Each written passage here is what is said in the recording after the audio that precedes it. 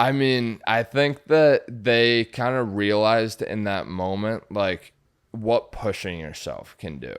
Like, I never, and throughout the past 2 years, not even just in that moment, there have been countless times, like the first time I got out on the wakeboarding, first time skating, first time putting on the full pads and trying to participate in a full practice. I was never ready. Like in my own mind, I was like, it's a little nervous. Like there's a very good chance I get hurt here because I do not feel ready to do this at all. And it's always been a mental battle of, should I do this? Should I not? Should I wait a little more till I recover a little more? And I've always just been like, do it. Like if you get hurt, you get hurt. You've been through worse. Like if you want to make a recovery, you got to push it. And I think that was something where he never really said don't. And obviously in that moment on the ice, the therapist handled it very safely. Like they weren't going to let me fall. And that's why they had so many therapists around holding me up. So it was done very safely and in the right way. But I do think, and that's why they've sort of asked me back, is because I've just pushed myself past where I think I'm comfortable of being. Best dressed on the podcast. Great, Mr. Smiley. Thank you for coming. You guys are looking good. Thank you for having me. Of course, we got shout out Mark Souza, friend of the pod, for bringing you in. My new manager. New manager. How much equity he's taking? None. None? Okay. He's paying you. We're in discussions right now. Don't give we're him in shit. discussions. I get paid insurance tobacco. But yeah, Jack. Thanks for coming on. You've kind of had a crazy ride these last few years, to put it simply. Yeah. You just want to tell everybody kind of like who you are, what you've been doing, and what's going on? Yeah, sure. A little background on me. I am a NCAA athlete at the Endicott College up on the North Shore, Mass. I'm a hockey player. I've been playing hockey my whole life. A couple various sports mixed in there growing up, but decided hockey was my passion and continued that route through high school. Played junior hockey in Texas and Louisiana. Carried me all across the map, just playing in different towns. It's been an awesome experience. Met a lot of cool people. Got recruited to play at Endicott, D3 level, and have been there ever since. But in my sophomore year, I ended up getting hit on the ice, and the injury sustained it ended up fracturing my C7 vertebrae in my neck. And from that, it led to a stroke. So there was a blood clot that formed, went up, traveled to my brain, cut off oxygen supply for about 6 hours. And then from there, that's when the story really got twisted and ended up on a completely different journey than I ever expected, especially at the age of 22. And ended up being completely paralyzed on my right side. Couldn't talk, couldn't eat, couldn't go to the bathroom on my own, couldn't walk. And yeah, it's been a ride for sure. Just gaining all that back and the recovery process. And speaking a little bit about the recovery process, it's just so different from any other injury. I've been through so many countless injuries in my career of being a hockey player, from broken bones to torn ligaments. And that one is definitely unexpected and different. The doctors kind of tell you right off the bat they don't know what to expect because it's a brain injury. You could make 10% recovery, it could make 20, it could make 90, could be 100, but there really is no guideline to a stroke. So yeah, I've been on that for the past 2.5 years and just trying to recover best I can. So take us back to the hit, I guess. When there was contact, did you know there was something wrong right away? Did you lose consciousness or? No, none of that. I actually remember all of it. Some of it's a blur now because it happened 2.5 years ago, but I was conscious during all of it. It really wasn't even that bad of a hit. I never fell. I never touched the ice even. I ended up getting pinched. It was more of a collision than a hit, and it happened at practice. So one of my teammates was me and him were going for the puck. I looked down at the last second to find it, and it basically, his body ended up pinching my head and neck between my own shoulders because I was looking down. So that compression ended up fracturing that vertebrae in my neck. And it was so small, I didn't even feel. I had neck tightness for like a week and a half before the stroke. And I mean, you never expect neck tightness to lead to anything. I've had neck tightness a million times in my life just from different hits and different things that have happened through sporting. So never thought anything of it, but 2 weeks later I ended up having a stroke that completely paralyzed me.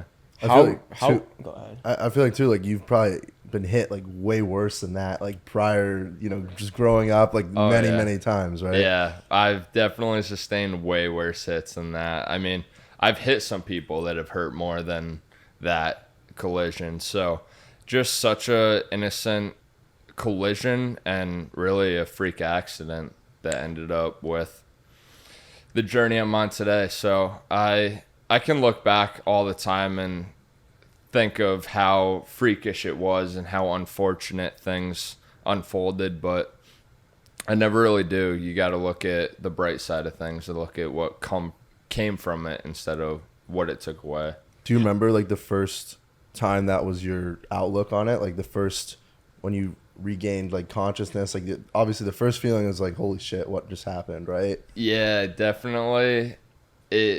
I was spent the first couple of days in complete shock. They took me to the ICU right after everything happened in the emergency room.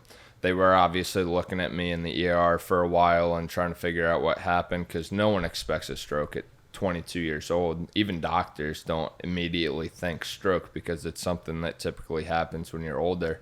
But after they ended up determining that it was a stroke and made the necessary steps to help treat it immediately, they ended up taking me to the ICU. And I woke up the next day after it all happened in the ICU and was there for about a week. And I can recall the first 3 days after waking up in the ICU, complete shock. I had never felt that kind of feeling before, and medical shock is definitely a real thing. I spent 3 days fully crying my eyes out, just nothing but tears in those first 3 days. And it wasn't even tears of sadness or any other emotion other than, holy shit, I just woke up paralyzed. Like, I was skating on the ice 3 days ago, just living my normal life. So that first 3 days of shock, all the tears ended up coming out of my body, and I think I ran dry. And then pretty immediately, I was very fortunate in how my brain just almost automatically, with obviously so many other factors, like the support of my parents being there. I know my mom said some encouraging words that helped shape that initial couple days. But it was really an almost immediate shift right from shock into, all right, we're here, let's handle this. And then, like, once you kind of realize this is something I have to handle, it's not something I can just cry about in my bed anymore, like, what were the first steps that you did to kind of accomplish that?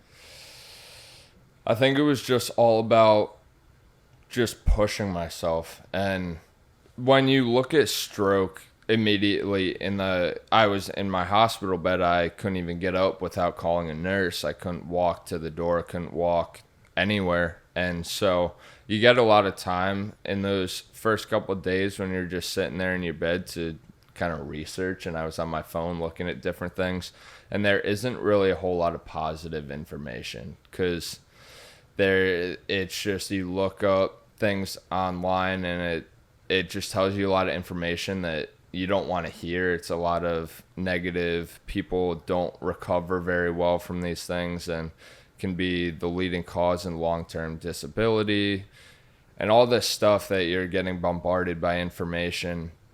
And I think the people that have surrounded me in life that have really shaped my mentality, and going through sports and really having so many different injuries that were way less than a stroke and way more minor, but it does build that mindset in you that's like, okay, if I want to get through this, I got to work. If I want to get through that, I got to put in the work to do it. It's not just going to happen overnight, and it's not just going to happen from me wishing it's going to happen. So a lot of those experiences is what shaped that mindset and being able to handle it and really move forward. And I think definitely the hardest part of it was those days in the ICU where there wasn't anything to do. It was just doctors coming in and telling you, this is where you're at, this is what we could possibly see, this is what could possibly not happen for you.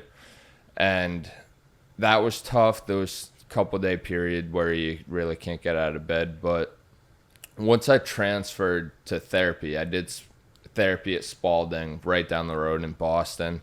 Phenomenal facility. And once I got there, it turned into therapy as a 9-to-5 job. So I was waking up sometimes at 7 a.m. and hopping right into a therapy session and not ending till 6 p.m. at night. There would be breaks in there, but I think that was phenomenal for my mindset. It was just like, okay, now I have something to focus on. These therapists are pushing me a little bit. I have the exercises I can do, and really just in a way, it's just diving fully into what you can do and not focusing on what you can't do.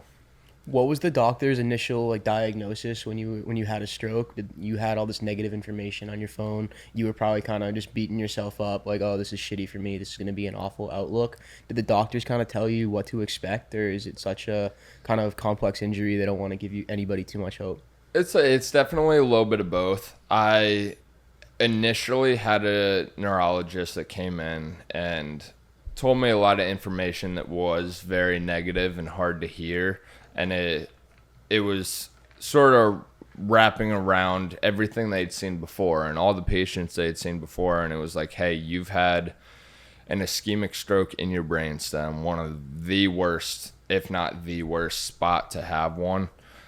And they were like, it's tough. It's going to be very hard. We don't really know what to expect, but we know that that's not a great stroke to have if you're going to have a stroke. So that was tough. And then I had another neurologist come in who was more hopeful and more like, you might make a recovery, where the first doctor was like, it's going to be tough to make a recovery. The second doctor was like, there's a chance. There's a very likely chance that it won't be a great recovery, but there's also a good chance that it will. So as soon as he came in, it was like, all right, I'm going to make it that second option. I'm going to make it. Was that like a recovery. good cop, bad cop kind of thing for you almost? Like, this doctor said I'm not going to make it. Like, fuck this doctor. Like, I'm going to prove him wrong. Like, this guy gave me hope. Like, this guy's right. Yeah. I think initially I have a vague recollection of, and I forget if I actually said it out loud to him or if it was just a thought in my head in those initial days, but I remember thinking, I'm not going to be a statistic. I'm going to set the standard moving forward,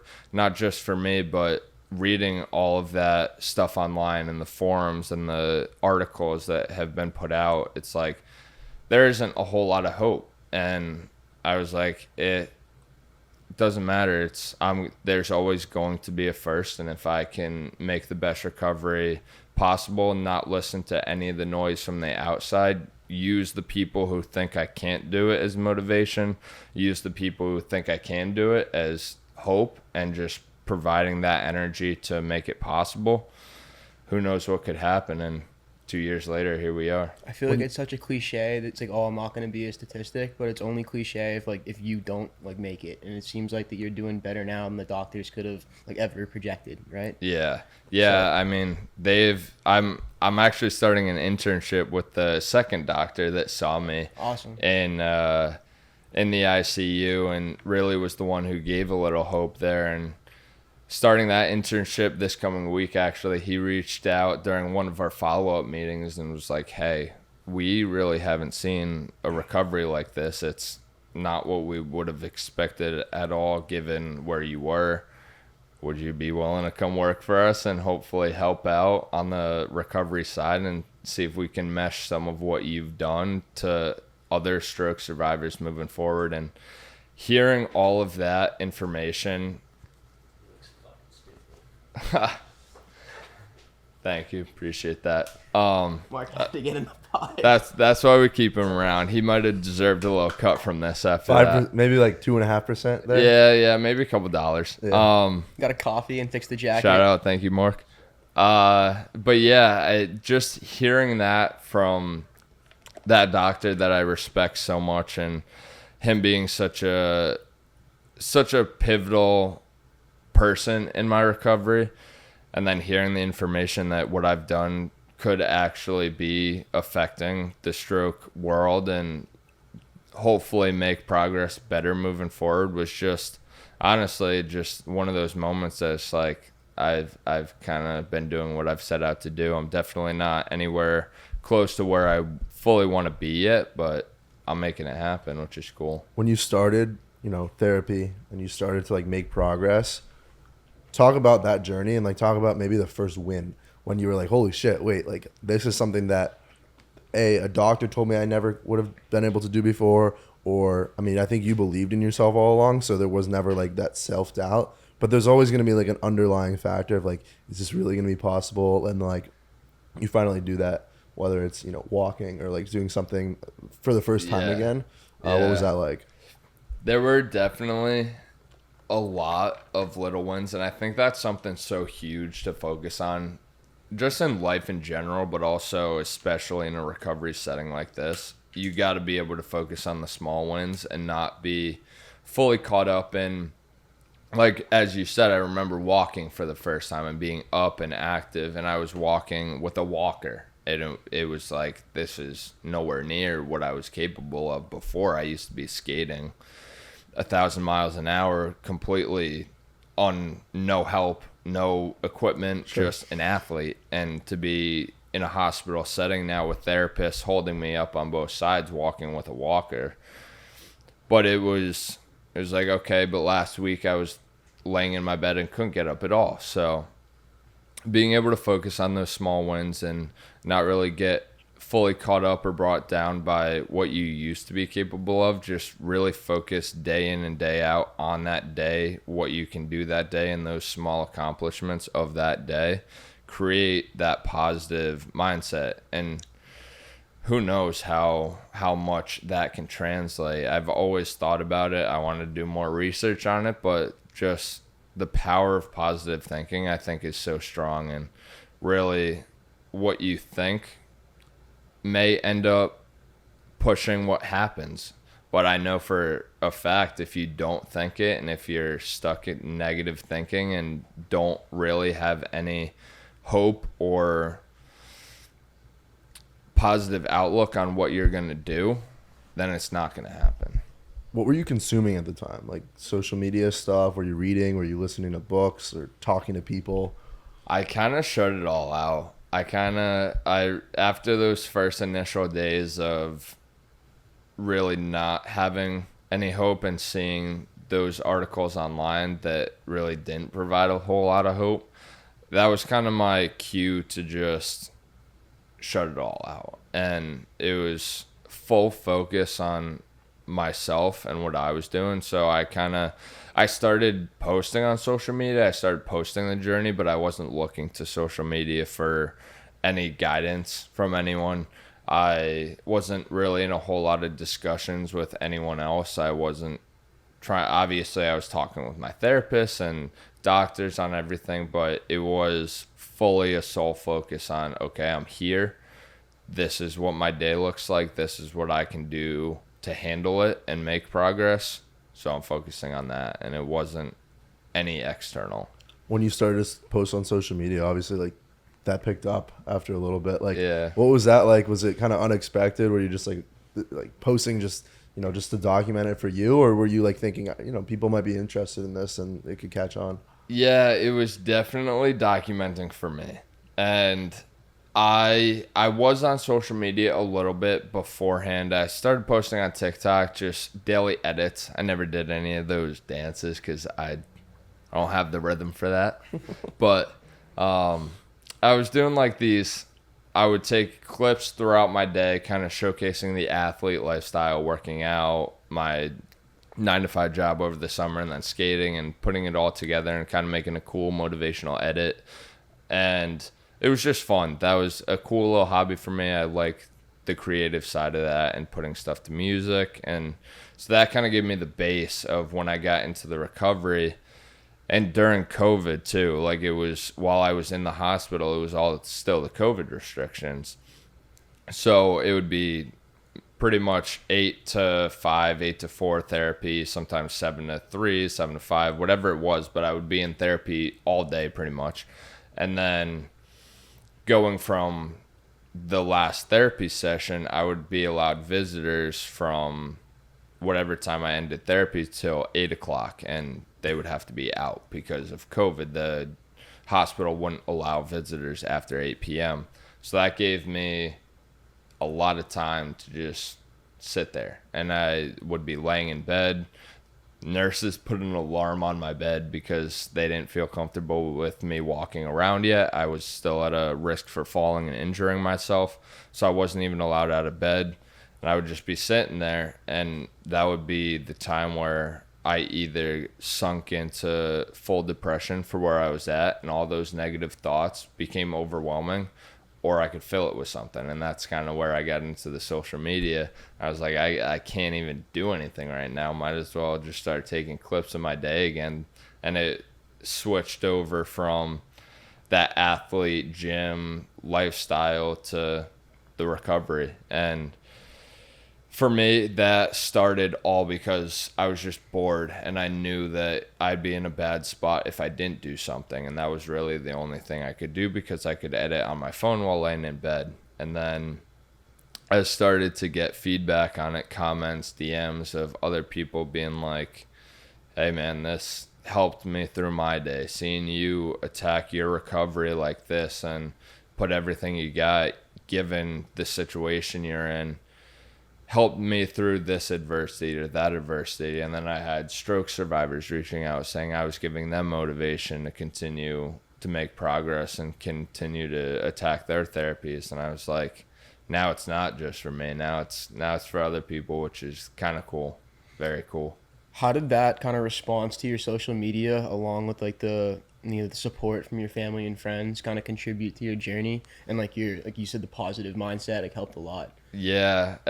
Like how did that network really kind of keep your positive thinking going? And it's definitely huge in the way that it always was cool to look at and be like, okay, I'm actually helping someone now. Like it almost gave me a purpose, but at the same time, I'm also very focused on what I can be doing day in and day out for myself. So it's like it's a balancing act of, it's so cool to have that, and it does give me motivation every once in a while when I don't want to do something to be like, okay, I'm no longer doing it for myself. I got to handle this because someone else may get something from it. It may push someone else through their day, which is always a little boost when you need it. But I do believe that I'm the type of person that regardless, it's going to be, you got to work for it. So whatever the external factors is, it's always cool to have that base of support, but no matter what, you got to handle it. So it's a balance. It definitely feeds in there a lot. Yeah, it's cool because like I remember when you first started posting on social media, because like even before you had a ton of followers, because like all the guys out at Penn State that you grew up playing hockey with, like I was friends with, so like I saw them posting, supporting you right after the stroke happened, and then they were always sharing your stuff, and then it was like I couldn't avoid the videos, so it's like funny and it's pretty like full circle seeing this now. Yeah, the support has been unreal, and I can't thank everyone enough for always my family, my friends, the people, random people online that have reached out. Like it always does, as I just mentioned. It always provides a boost, and sometimes when you need it most. So I think that hopefully what I've done for other people, or the feeling that I get from them reaching out, hopefully I've been able to provide that to them through the content, and I think it's cool to see that relationship. How do you describe like the recovery? Like, would you say full recovery? Would you say like more than full? Like, would you say like what is your way of describing like the recovery you've made? Where I'm at right now? Sure, yeah. I would say it's so tough because it's always a changing number. Like I told people last year that I was at like 80%, and I still feel like I'm at 80% a year later, but I know I've made progress since then. It's just all relative on where I started and now where I'm at. Like I still have, like, that's my normal side, that's my affected side. Like there's muscle imbalances everywhere, and I get that throughout my right side, in my quad, leg, my arm from the shoulder down. Like I definitely have things that still are not even close to normal, but I've made a lot of progress. I'll say that. I'm definitely a whole lot further than where I started, and it happened on February 21st of 2022. I'm definitely a lot further than where I was then, and I've made a lot of progress since then, but still trying to generate it. And that's the cool thing that I've talked with doctors about. Like they said off the bat, you'll make the most recovery in the first couple weeks. You'll make some more progress within the first 3 months, and then it'll slow down, but you'll still be making progress throughout the first like 6 months. And there wasn't really anything after that. They kind of were just like, typically like stops after 6 months.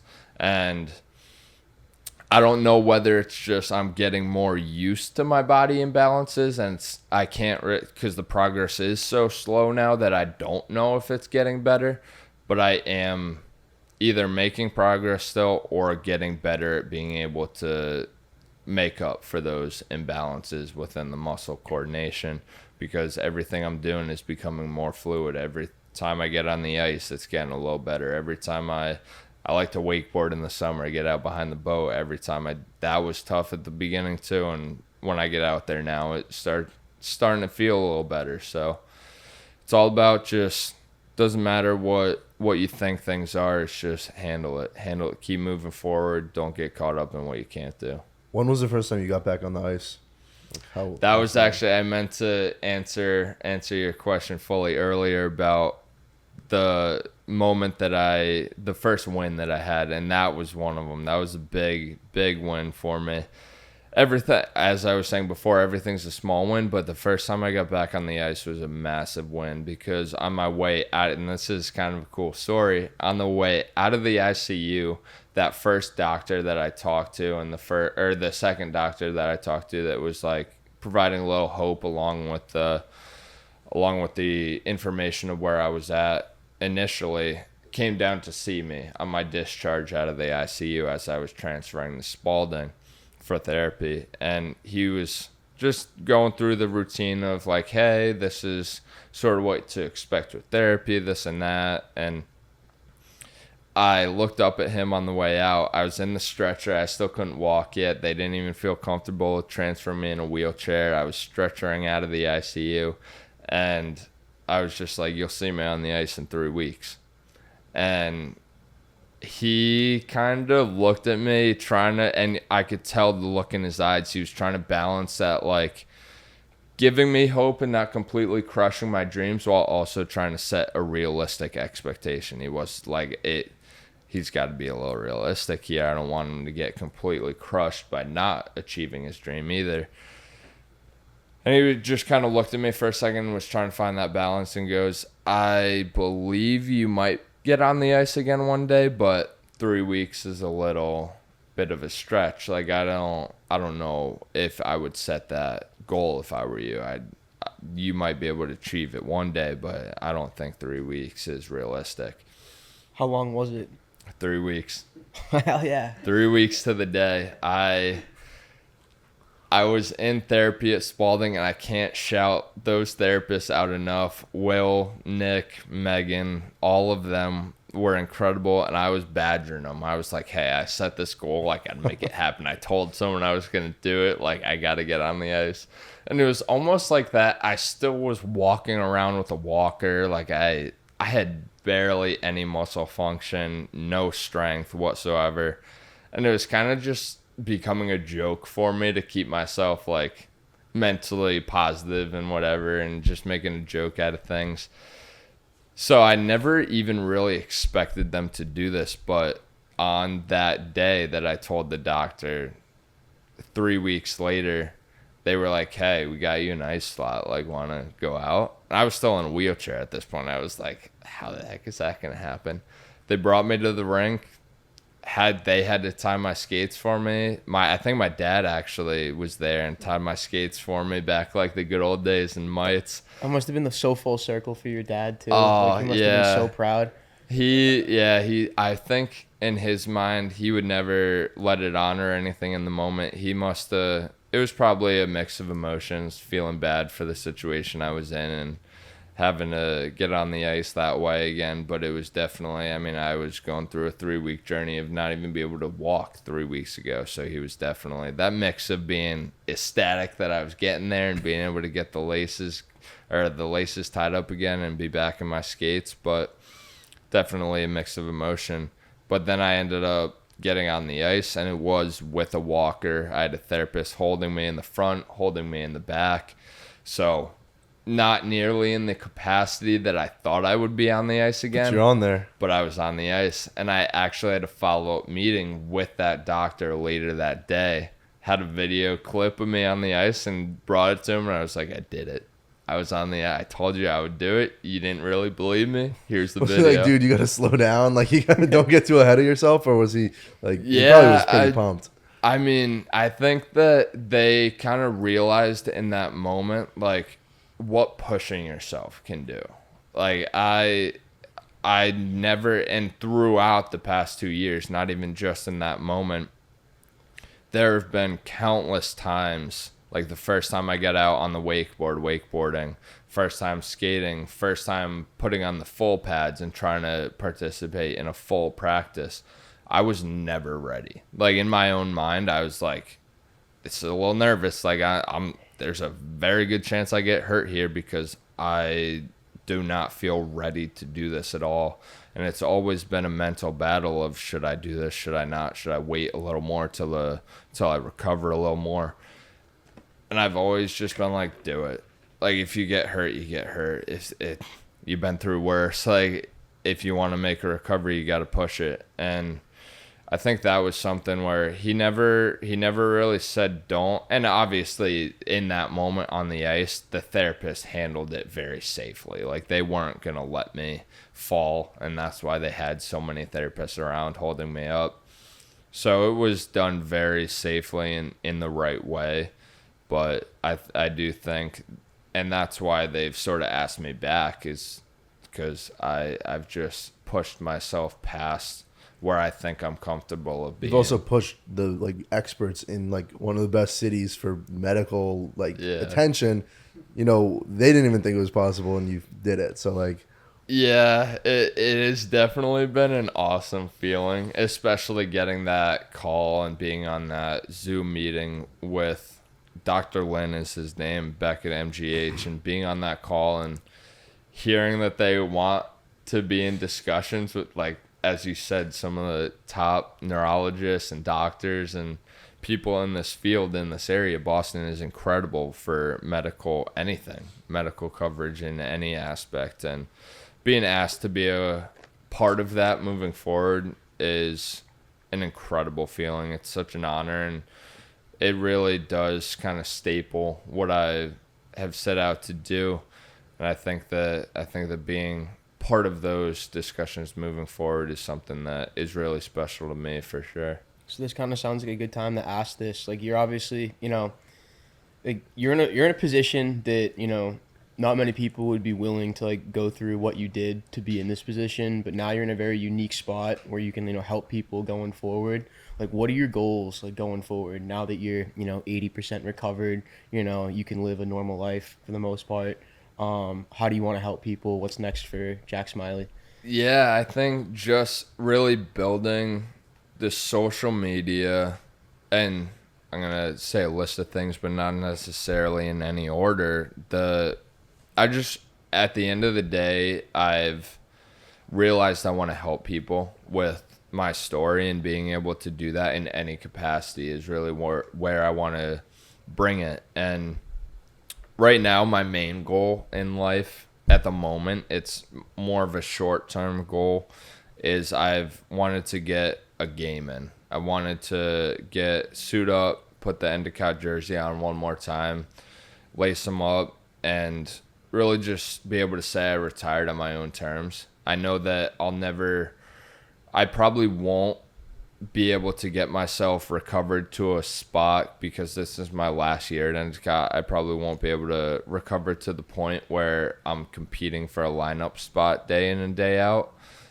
But I want to be able to dress for one more game, whether it be one more shift, and get out there, lay someone out, maybe start a fight, and then be able to retire on my own terms. And I think it'd be very cool for me personally, but it would just be a message to all athletes, anyone recovering from any injury. Like, no matter where you think you are right now, it's possible. Just put the work in. Don't focus on the long term.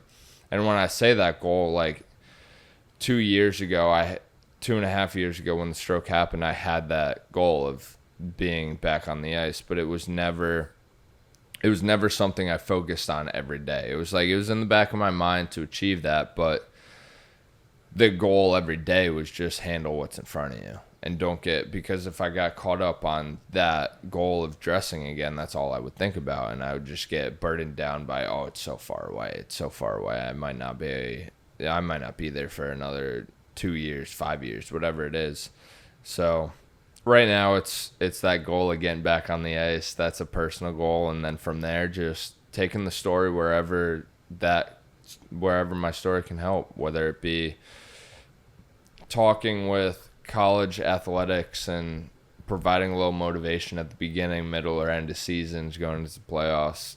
I really want to dive deeper into the stroke care and being able to take what I've done and mesh it with what they have going on now to really provide the best care moving forward for stroke patients, and hopefully be able to get an outline going of there is hope out there. I know you're reading these articles online, but start something where that's not all they're seeing. That's a little part of it, and it's, hey, this is what a stroke is, but also find a way to really branch out and really provide some hope for stroke survivors moving forward, so not all they're seeing is negative information.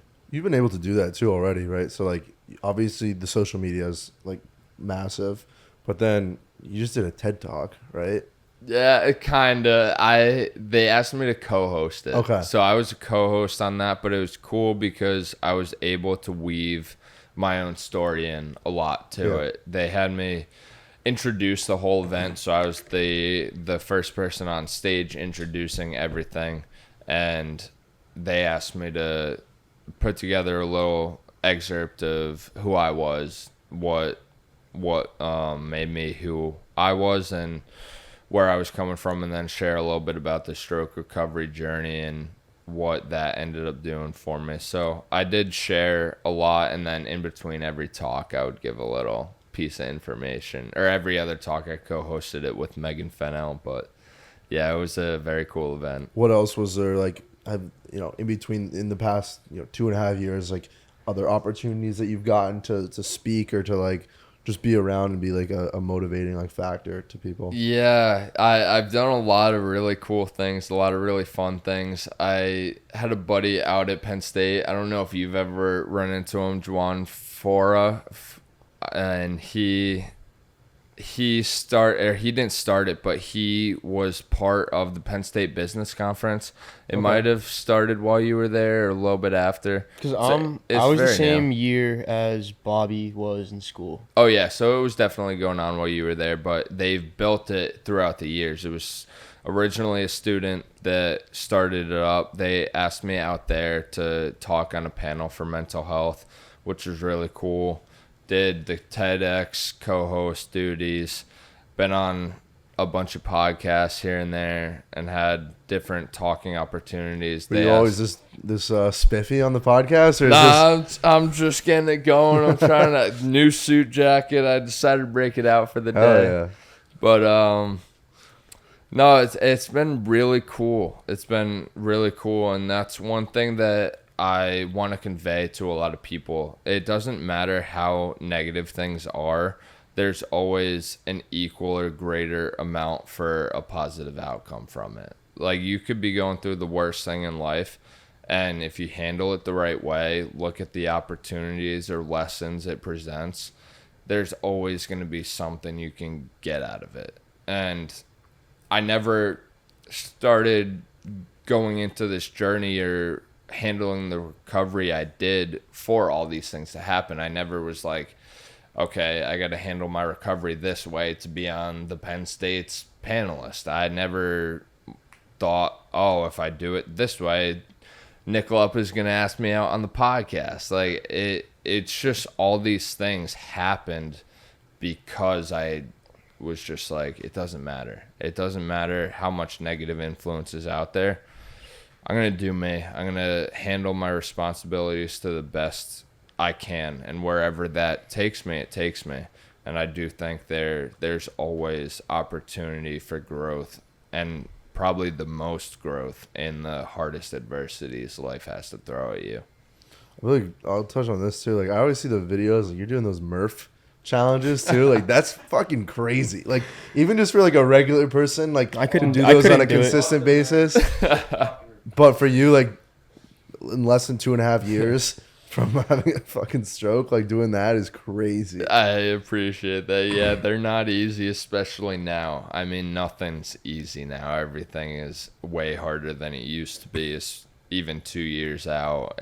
I still have a lot of muscle imbalances that the coordination really throws you off. And even running for the Murph, it's like I got to focus heavily on that right foot and making sure I'm not tripping over my toes. And pickleball, just I'm now a righty when I serve and play lefty, like trying to just figure out ways to just make it happen. Honestly, at the end of the day, I always ask myself what I want out of life, and it's not to be just sitting there in a dark room with self-pity dictating my mental thought process.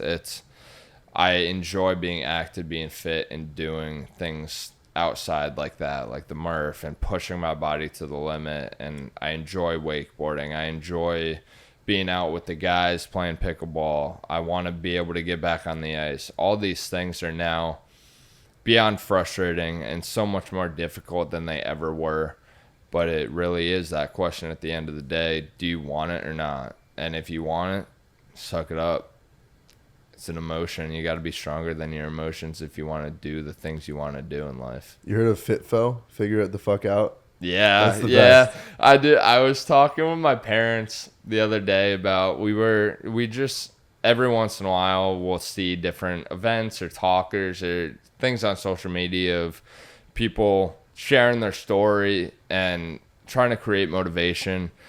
And I think a lot of it is very just almost like too much, and you're just like, why am I hearing this right now? Like, it's not really getting the desired effect. I think a lot of it is really good. There are a lot of really motivational things you see out there, but all of it, I was talking with them about it, all of it can be really fiddled down and suck it up.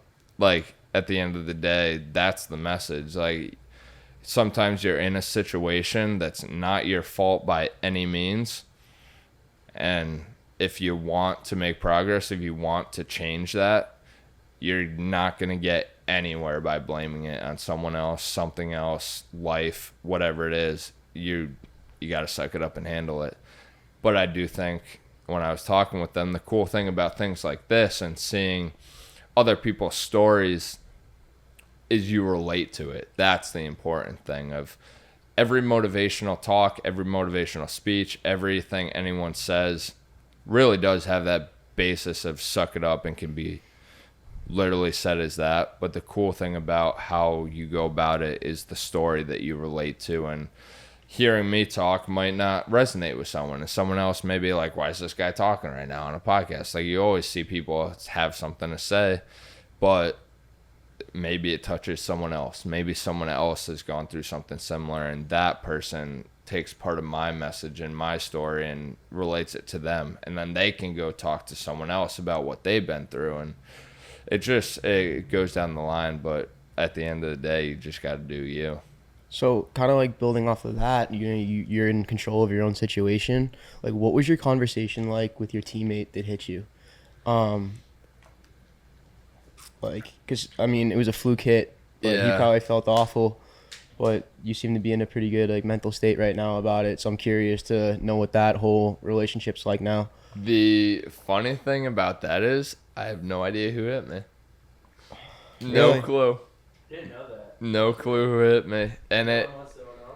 no idea who ran into me. Maybe they do. Maybe they do and are just afraid to say it. Whoever sees this, if you are afraid to say it to me, I don't care at this point.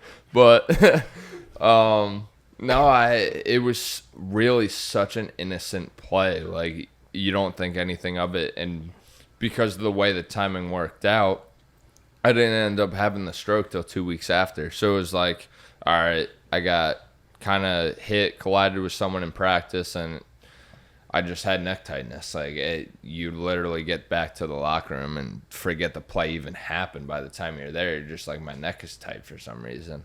And then it happened so much later, 2 weeks later, that thought was out of my mind by then. I guess that's good though. Yeah, so no clue.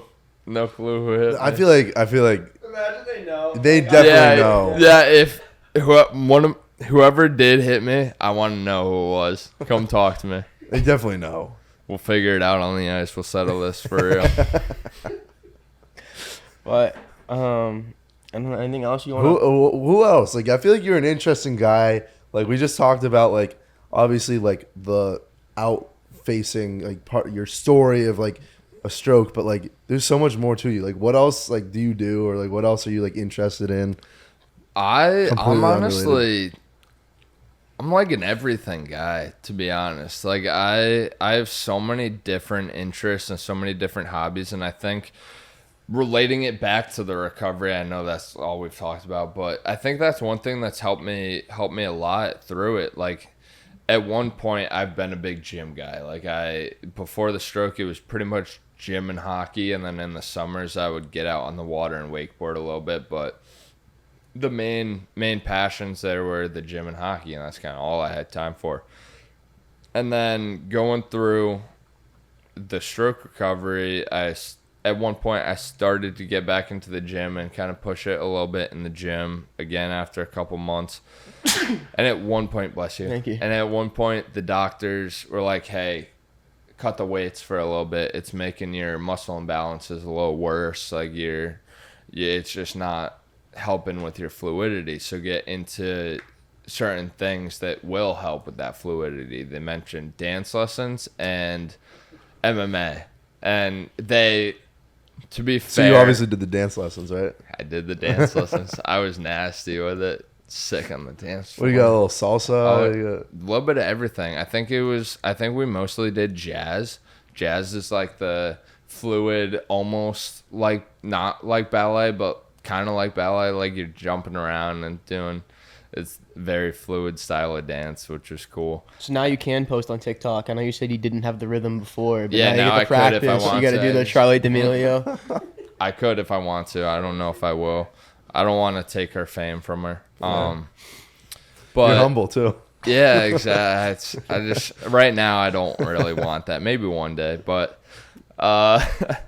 I started doing the dance lessons, which was awesome. Shout out Ashley Hillis. She a girl I grew up with, going to school with, elementary school, middle school. She helped out a lot and provided some of those dance lessons for me, and then got into MMA as well. And I will say this disclaimer. I'm sorry to the doctors for even getting into it the way I did. They did not mean for me to get into it like I did. I think they wanted me striking a bag and, like, just working on that coordination of hitting a spot and really trying to focus in on the accuracy of my muscles. But when I got into the gym, I saw them rolling around BJJ, doing all the sparring, like, actually doing the sport. And I did. I kept myself at bay for a little bit. I was just doing the striking, and it was all good. But I was like itching. I was like, I'm seeing these guys compete. I haven't competed in anything in forever. And so I started doing the actual like sparring and rolling around in BJJ. And I ended up tearing my MCL because of it. I lifted a guy up when we were rolling around. Your right leg? Yeah. Oh, bad leg. At least it was that one, right? Like, I mean, pros and cons to everything, right? Like, my healthy leg was still healthy, but it took away from the recovery a little bit, probably, because it didn't really heal. You're just for a following couple doctor's months. orders at that point, though, right? Yeah. They told you. They did say MMA. No, I don't want to. Is it like I don't a want to rear- get anyone in trouble here. Is it I like a don't want to rear get naked anyone in choke? trouble. They did not want me doing it the way I did, for sure. But I picked a guy up, and because like I need to, where the stroke happened to, it completely paralyzed me, but it also took out all the subconscious thought or like muscle patterns of your brain. So like you walking down Your the legs are street, you dragging, can do a basically, billion right? things Yeah. walking down the street because you're not thinking of walking. You're like thinking of everything else you got going on. But for me now, even to this day, I have to think about everything I want this side of my body to do. So I think it's getting better. It's so hard to tell whether the subconscious is getting better. I still have to think about it, but back then, it happened about a year ago now. I still had to think hard about when I wanted my right side of my body to move, I would have to think about how that would happen. So I picked a guy up on the mat, and because I was using my arms to pick him up, I was thinking about my right arm and not my right leg. I completely forgot I had to do something for my right leg, and I was like extended like this and dropped him right on my extended leg, and it just caved in. And yeah, I felt that one snap. My mother was not happy with that one. She explicitly said, I do not want to be in any more emergency rooms with you. But yeah, I mean, I was pushing it. And she did say a quote that really stuck with me. Our greatest strengths can also be our greatest weaknesses. And finding that balance with who you are and what you're capable of, and really being aware to where you're at and what your strengths are, but also not letting them get to the point of weakness. Like I'm a person who pushes. I push the limit. I don't really love moderation. Like if I'm doing it to the fullest extent. And that was definitely a moment where like I could have held back a little bit. I didn't need to pick someone up and drop them, but yeah, life lessons. Life lessons. Yeah, a little bit different for everyone. Yeah. That's crazy. All right, well, cool. What? Anything else? Any other hobbies? Any other quirky facts? I know you're a proficient jazz dancer, but Yeah, I say a little more than proficient. Could be professional if I wanted Sheesh. to. Yeah, I've been a little. why didn't you mention that first? No, maybe a little bit of an exaggeration. I am definitely not very good at dancing at all. Been growing out some facial hair. I guess that's a cool fact. I don't know if the camera can see it. Which one should I look at here? Probably that one. This is you. Sick. My buddy Mark, I go to school with Mark over here. He's a good friend. Any facts about me? The weirdest thing about these things is it's weird for me to talk about myself still. You Like kind of I also forget what to say. Like yeah, I've just I can share my story easily, but like thinking about talking about myself is always such a weird thing. So I'm gonna dish it to Mark real fast. Yeah, Mark, what do you think? Like, I'm gonna kind of steal it right here. What was your kind of reaction like? Somebody at Endicott with Jack, one of like his best friends. What was your observation of his journey? You saw him, at his lowest, and now you see him here today. Oh man, like I remember exactly where I was when this happened. We had an English class at 10 a.m. and you guys were skating before. Yep. And it was me and I had two other of our good friends were in the class. They were hockey guys also. And they came in like, I don't know, a minute or two after me because they're always late. And Smiley didn't show up. Not that he showed up all the time for class, so like I didn't really think it was like out of the ordinary.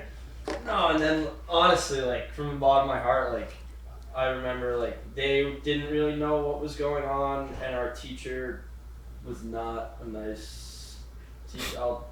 Whatever. We didn't love her, and she's like, "Where's Jack?" And they're like, "Oh, like Jack like had like he like went to the hospital," but like no one really knew what the fuck was going on, honestly. And she marked him absent. And I remember she marked him absent, and everyone was like, "All right, like whatever." And then I do remember exactly what I found out. I was walking to the gym after class, and I ran into some of the guys, and like they were like, "Yeah, like Smiley had a stroke, and we don't really know anything." And to see his recovery and like what he's gone through, like he's helped me out a lot. Even when I have just whatever, everyone has bad days, but like I've told him countless times, like you give me a little bit of an extra push, even though I've never gone through something like that. Like we've all gone through something that we can relate it back to, and just like I've heard people that I'm friends with from back home that don't even know Smiley, but like they know his story and they see that I'm friends with him, and they're like, man, like that the stuff Smiley does, and like it's pretty fucking cool. So shout out Smiley. I hate you, but I love you and I'm proud of you. So Same. yeah. Thank you. No, I'm also, I guess, something, a little fact about me, I'm also awful at taking compliments.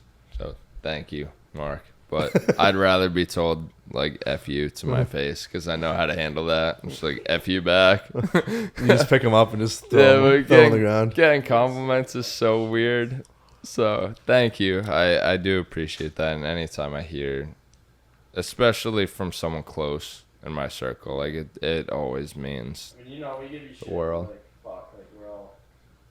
It's fucking Yeah, I do appreciate that. What do you think? Thank you. Even though you Alright. can't fucking play pickleball, like, Oh, I guess that's another hobby. Pickleball. Maybe the best pickleball player on the East Coast. Definitely. Yeah, there's like a girl on the West Coast that's like the best in the world. So you're not as good as her, but I just haven't been out to the West Coast Fair. yet, so I don't know. Alright. That's the thing. fair enough. I like the confidence. Hey, confidence is key. Confidence is key. As Positive long as it mindset. doesn't turn into cockiness. That's the thing. You're definitely not even approaching that line yet. I wish everyone we lived with was standing right here and telling, fuck you. Fucking prick. I joke around with it a little bit. I make some comments with the guys that are definitely maybe a hop, skip, and a jump over that line of cockiness, but it all comes from an insincere spot. I have built a level of confidence within myself that I know who I am, I know what I'm capable of, and I know sort of how I want to handle things and how I want to handle life, and I've really found that person that I am. I believe I'm always working on it and always finding new things about myself, and that's what life is, just adapting with the tides and figuring out different levels of yourself that you never knew existed. But yeah, I joke around about the cockiness stuff all the time with my boys, but I'm never serious about anything I say on that side. But I do believe everyone should have that level of confidence within themselves. Going back to a little bit at the beginning of the recovery, I had a girl at the beginning stages through the recovery that I thought was the one. I thought so much about her that I thought I wanted her for the rest of my life, and she ended up breaking it off pretty early on. And I think that just for me personally, I was always mentally struggled in the regard of relationships were always my like weak point. And it could be sports, it could be recovery, it could be business, it could be relationships, whatever it is. I think a lot of people have something that they struggle with mentally and battle with mentally. But building that, and I didn't have this before the stroke, this is one of the things I look back on and I'm like, stroke taught me some things and gave me some things, is that mental fortitude and things that I was weak in before. And having that type of true confidence is like, I love all the guys that surround me. I love all my friends and family. And like, if I ever get into a serious relationship like that again, I will have that love for them, but I won't have that need anymore. Like that feeling of you are the reason that I'm doing this stuff. Like, I'm doing this stuff for me now. Like, it's for me, and you will either add to that, or I've been through worse, I can survive without you kind of feeling. So that, I think that base level of confidence is something everyone should have in life, and finding out who you are, your purpose, your reason why you get out of bed for yourself is key. Wow, you really just turned us calling you a cocky prick into something positive. But no, you mentioning a girl reminded me of one question that I promised my girlfriend I would ask you today. She's a speech pathologist. She works at Boston Children's Hospital, but she was curious, like, after your stroke, was your speech affected at all? And did you have to work with a speech therapist? Yeah, the speech was definitely majorly affected. I never fully lost it. Like, I could still talk, but basically, from my understanding, and I'm not a doctor, so I may explain this a little bit wrong, but I believe the muscles in my throat shut down as well. Like, when you think about your right side, you think arm and leg, but it was so much more than that. Like, the right side of my core shut down, so if I was sitting upright, I would start leaning, and I never knew why, because you don't immediately think, like, those little things in life that are just so subconscious and that you're so used to doing without any thinking. But yeah, so my throat muscle shut down, so it felt like it almost was like I was talking through a mouthful of marbles or water or something. Like, I could barely articulate. Everything would be very slow, very hard to understand if you were on the other side of it. But I always knew what I wanted to say. Like, my brain pathways were there. It was just like, it wasn't going through. The message wasn't connecting with my body.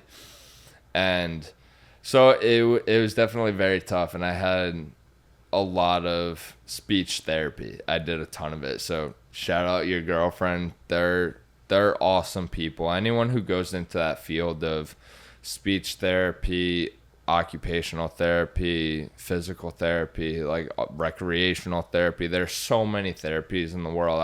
I won't even be able to name them all because it'll take an hour. But shout out those people. Shout out your girlfriend. Shout out just the people that make it possible, because yeah, I had so many therapies and so many extremely good doctors and therapists that were really a guiding force in this and allowed me to, not just them, I mean every force in my life, whether it be the sports I grew up playing, the adversities I faced in them, my parents, my brothers, my friends, family, the girl that ended up breaking up with me. Like, I get motivation from all of it. Like, it doesn't matter if it was a screw you, I don't think you'll ever be able to do this, so I'm out.